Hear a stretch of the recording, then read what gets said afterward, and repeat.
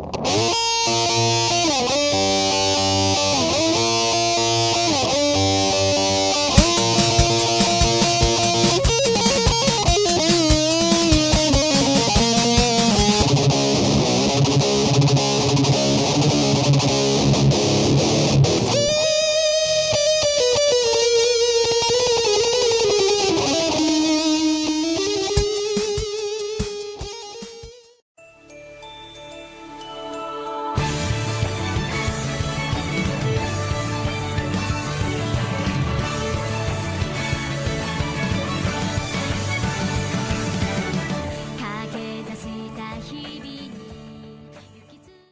it's your boy Red here. I'm going to be reviewing Little Witch Academia, the anime. Man, I've been waiting for this since I watched the first movie, the Enchanted Parade. Hell yeah, we finally got this. First came out back in January, man, this year. And let's just say, did the show deliver? Yes, but in a different way than the films, though. Well, before we get into what I meant right there, let's go with what is this? Well, it's Little Witch Academia. It already says it in the title. We go to an academy for witches, where our main character wanted to be witches. She saw this great witch perform. Her name was Chariot du Nord. She did performances all over the world and inspired our main character to go to the same school she did to learn magic. And that's basically it's Harry Potter meets anime. Alright?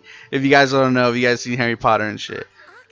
We learned different things though that we didn't learn from the movies, like the different uniforms they wear means different things. You have your class uniform, your fucking battle or training uniform. Magic is being scarce now. Not many witches enroll anymore. They're even letting non-witch families enroll, meaning their parents they never had any magical talents, and they letting these kids enroll in. Apparently, everyone has the ability to use magic, even humans. It's just the ability to train it or something. I don't know. It's kind of confusing that point right there. So we academy our main character is the first student to enter the academy. Doesn't come from witch of families or family of witches. So that's new to the school, mostly because of their financial strain. Like I said, not many people are enrolling anymore, so their money is running dry. Most of the magic that the school uses is dependent on the Sorcerer's Stone. If you guys seen the movie, it's a big giant green emerald thing that gives witches their power. Of course, once the witches leave the perimeter of the power, they have a limited amount of magic to use outside. It wasn't like this apparently back in the old days, and later on throughout the show you'll see what I mean, because people start believing and stuff. Basically, you gotta believe to use magic. It's kind of weird, I know. And among other things, the show does something well in incorporating and learning more about the world. I mean, that's what I liked about Harry Potter and like the magical world, not the whole Voldemort thing. I want to know more about the magic world, and they kind of do this here a little bit, but then you gotta go to the main plot, keep people interesting. So our main characters, Atsuko, Akko, Kagari. They name her Akko. She's from Japan. Now she is our main character, and in the films it was mostly her and her friends, and this I feel like in the anime is mostly about her. She's a very brash, not thinking things through, going with her gut kind of girl, going like basically being a dumbass sometimes, but it's funny, thinking with her heart instead of with her brain, believing a lot, especially on her hero Chariot, trying to be more like her. She's basically your heroine of the whole thing. She's the one that you want to be with. She's the one that makes friends with everyone at the school. No matter what, it doesn't matter if they hate her or not, she will go and try to make friends with you. And that's pretty cool for our main character. Hell yeah. The teacher that helps her a lot in school is Ursula. And if you guys don't want any spoilers, I won't say anything. But it's pretty obvious who Ursula is. She's actually Chariot in hiding. The question is, why is she hiding? I don't know. You gotta watch the show. It's pretty good. Anyways, Ursula is a teacher for, I think it was astronomy. She cares for Akko due to the fact something that happened in the past. She's very intelligent, caring, apparently totally 180 from what she used to be. So that's pretty interesting right there. And she's pretty hot, man. I don't know what you say, man. I don't know what you say, Doc. Anyways, the next main character, for me as a main character, is Diana Cavendish. Now she's a prodigy coming from a long line of witches. Apparently her great great whatevers was one of the 9 witches that founded the school and sealed this world altering magic. Diana went to the school secretly because she was also a fan of Chariot. Doesn't say that until the end, so don't worry. She's very gifted, always working hard to achieve her goal, and basically is the opposite of Akko in a way. But you know what they say, opposites attract. Susie McBavaron is from somewhere in Southeast Asia. That's just they said. I don't know. She's a potions expert. Likes to mess around with potions, drugs, all that shit. She'll be a fucking meth cooker. Anyways, she's cool though. Very serious, non-interactive, introvert definitely. Luckily, we get an episode about her and see inside her mind and see all the different personalities she has. Pretty cool. Lotte Jansen is a character that's a little different than she was in the films. Not as shy, still pretty shy, but we get to see her shine a lot. Especially in that episode where they go into like this convention of fucking, I don't know, what, some kind of book that looks like fucking crazy, 300 and something volumes. But she's a pretty cool character, man. Mando O'Neill, you see her in the second film. They introduced her there.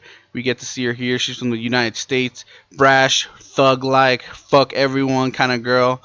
Doesn't give a fuck about society. The only character that wears chucks in the anime. That's some crazy shit. But she's an interesting character. We even get to see an episode of her and main character Akko, which is a pretty good episode actually. I liked it. But another character is Constance something something. I'm not gonna say her whole name. She's from Germany. Very quiet. Does not speak. Is basically the Kenny of the group. Very interactive with the machinery. Not science or software machinery. She's able to use stuff, build stuff, ships, guns. Her own fucking mechanized broom to fly fucking fast as fuck. She's cool, man. I like her. Wish we saw more of her. She does get an episode, but wish we saw more. Jasmika Antonenko is from Russia. We didn't get to see much of her, anything at all in the show. Hardly, actually. Very few scenes of her. I was kind of disappointed because she was fucking funny, eating all the time. She got more fucking scene time in the movie, I think, than the anime. I don't know what's up with that. But she likes to eat like we all do. Croy Meredith is a new character. She comes in halfway through the show. Very intelligent. Seems to know Chariot from the past. They went to school together back in '07. She's intelligent, like I said. Uses combination of magic and science. Very otaku type. I thought she was very, chill. That kind of person that's always on computer. That's Croy right there. She's hot though.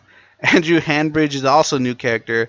He's a non-magic user. Doesn't use any magic. Chills. He's an aristocrat.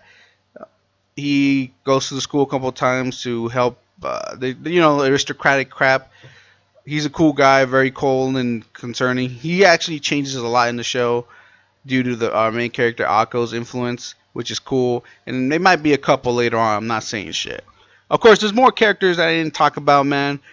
There's a whole, you got the whole staff from the school. You have Diana's friends. They actually went all out. Even this reporter girl that does reports on everything.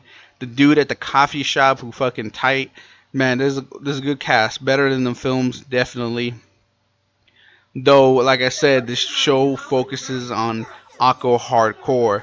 Very few episodes are devoted to character relationship building with other characters. Akko, probably the most character building in this anime was Akko and her teacher Ursula.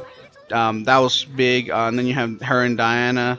A little bit of other characters too, but not much like they did in the films. Actually, her friends Lotte and Susie hardly got any spots there. I don't know what happened. Maybe they assumed that we would know from the other films how they are already, so they didn't give a shit about putting that in there. I hardly disagree. Mostly because this episode starts with the title starting over, so meaning them films didn't really matter. I don't know, and especially shit doesn't make sense if you try to put it in the films.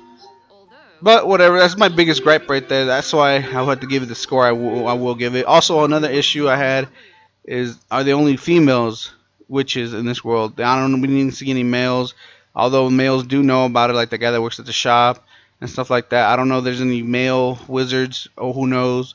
But whatever, that's another issue. But yeah, like I said, the only character that really mattered in the show was Akko and probably Ursula, because their fates are tied. And yeah, that's what I felt like, man. Well, all that issues aside and shit, I would still give this an 8 out of 10, just like the films. It was good enough, but it was just missing something to push it to 9 or 10. It's still a great anime to watch, man. Hey, watch that shit, man. If you like this review, hit that like, hit that sub. I'll catch you all next time.